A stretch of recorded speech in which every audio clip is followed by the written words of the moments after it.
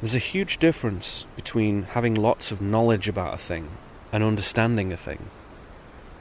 We can know our faults and weaknesses, have great quantities of information about them, and yet do absolutely nothing to change them. Just keep repeating the dramas and tragedies in a cheerless time loop. True understanding comes only through embodiment. To appreciate and familiarize oneself with the essence of something, be it interior or exterior, we have to allow it into our daily being to be as much a part of our life as the breath in our lungs. And this is why I permit myself to vent spleen, just as much as I may resonate serenity and composure. They're both legitimate parts of my life. This is the only honest way.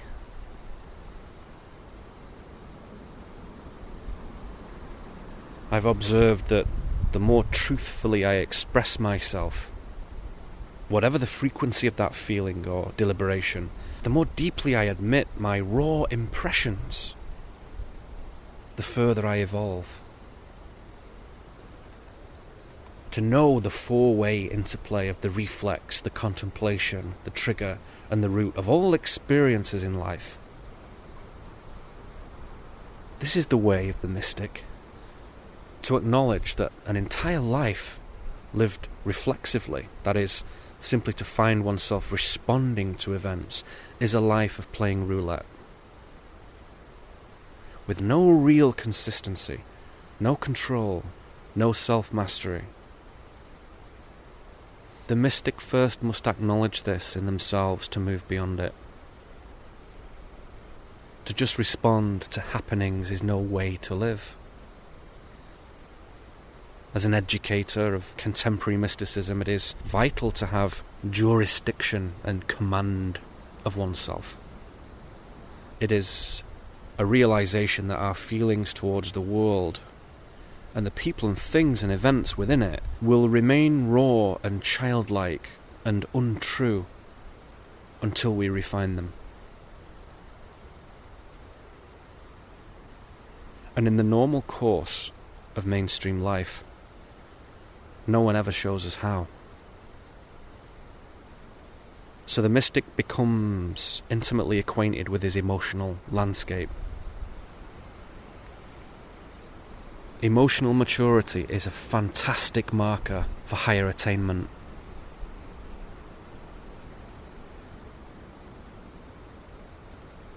The universe has this incredible safeguard against dimwits laying their hands upon something that could be dangerous to themselves and others, and it's simple. Without a degree of self-mastery, you cannot know anything of the higher order. You have to get your own self together, clean, strong, balanced first.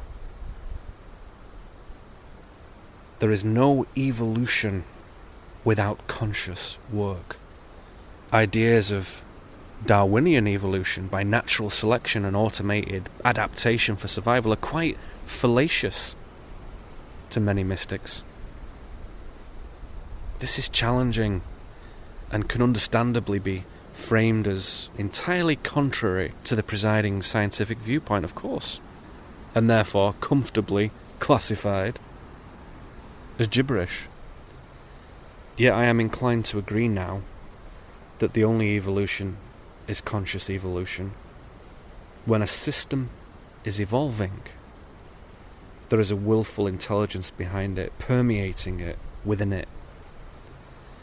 Systems where there is no conscious effort and awareness, no will, no higher wisdom, be they men, these systems, or women, or flowers, or eagles, coral reefs, such systems will dissolve into the particulate recycling bin, all of their own accord, all by their own free will.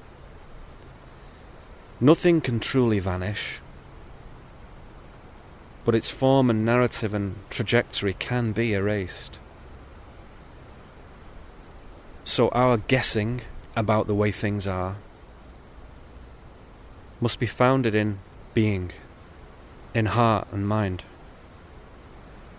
When these are in balance, which they must be, one is no better than the other, high or low, then we can establish a channel to the higher will, and the guessing recedes, and something else is taking place.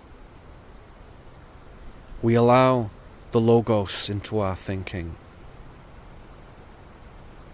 For in him we live and move and have our being. The esoteric Christian scholar is wise to examine these words from Acts 17:28. One of my favourite pieces of biblical wisdom speaks of the nature of the illusory world and man's misconception of it. This is from John 2:15-17. Love not the world, neither the things that are in the world. If any man love the world, the love of the Father is not in him. For all that is in the world, the lust of the flesh, the lust of the eyes, and the pride of life, is not of the Father, but is of the world. And the world passeth away, and the lust thereof, but he that doeth the will of God abideth forever.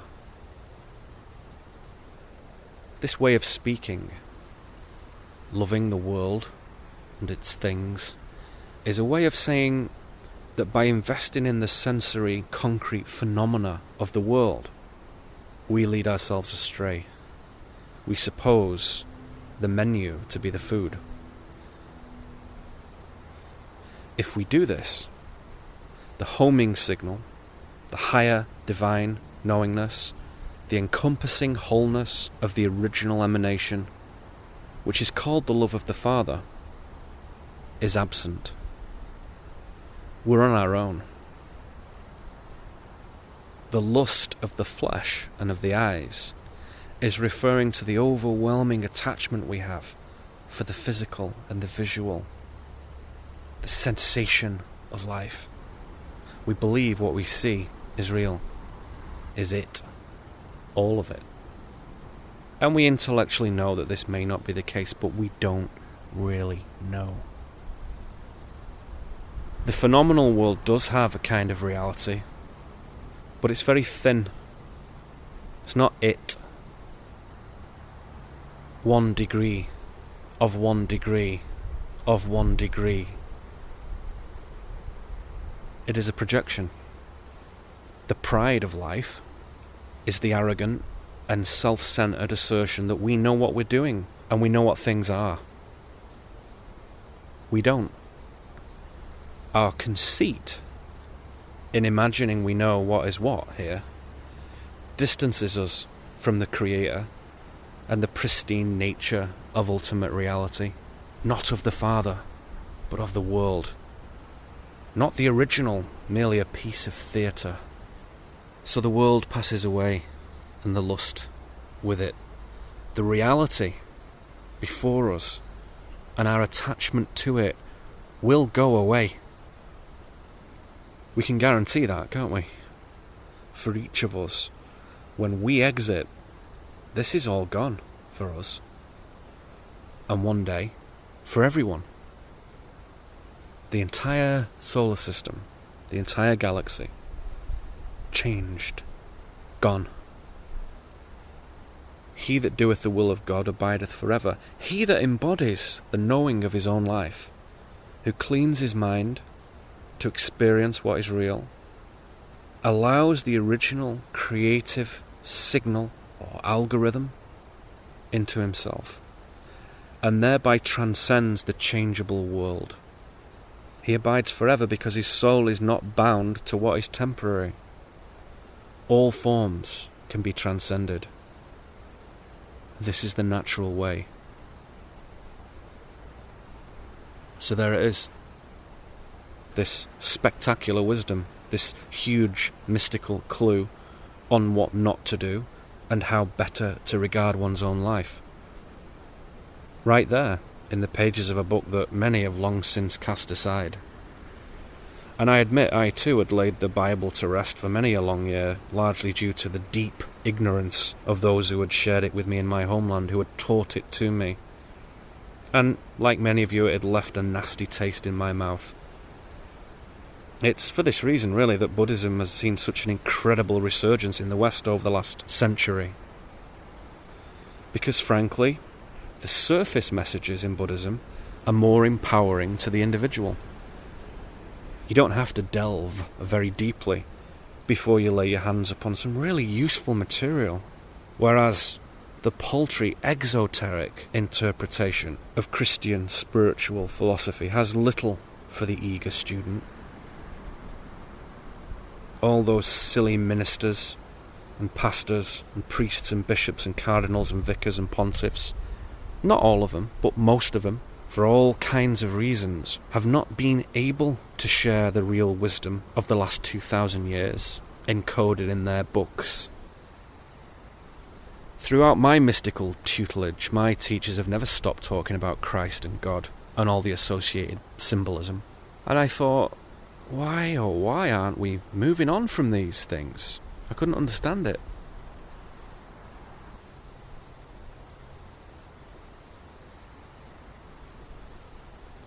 All those groups, secret, open, mysterious, plain, they maintain the Christ and the one God because they are relevant, enriching, and real.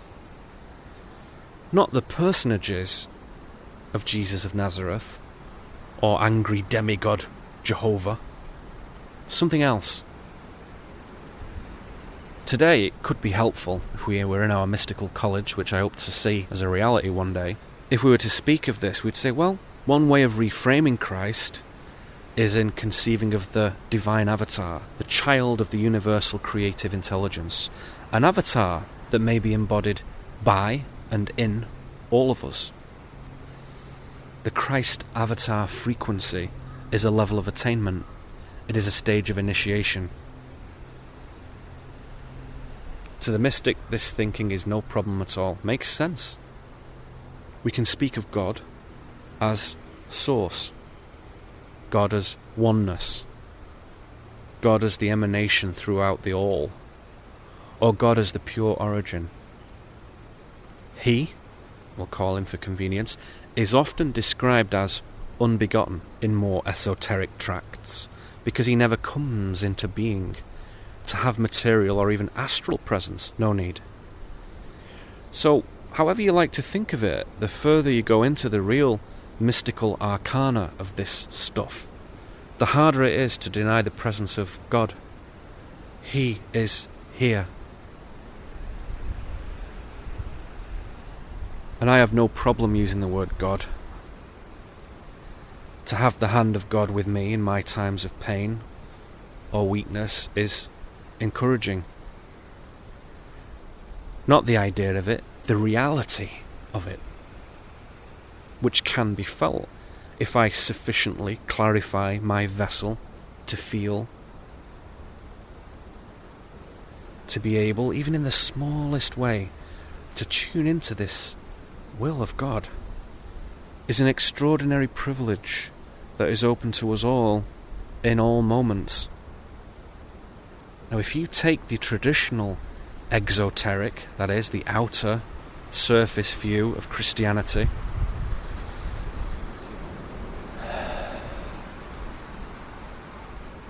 the will of God might be mistaken as some commandments of religious piety and subservient worship, or some such thing. But it is nothing of the sort. The original emanation, that which informs the evolution of all forms and patterns in the universe, this is the will of God. The universe is a work in progress. It is not finished. It is evolving. And when it notices that we are consciously evolving, it becomes our ally. It guides and protects, if we let it.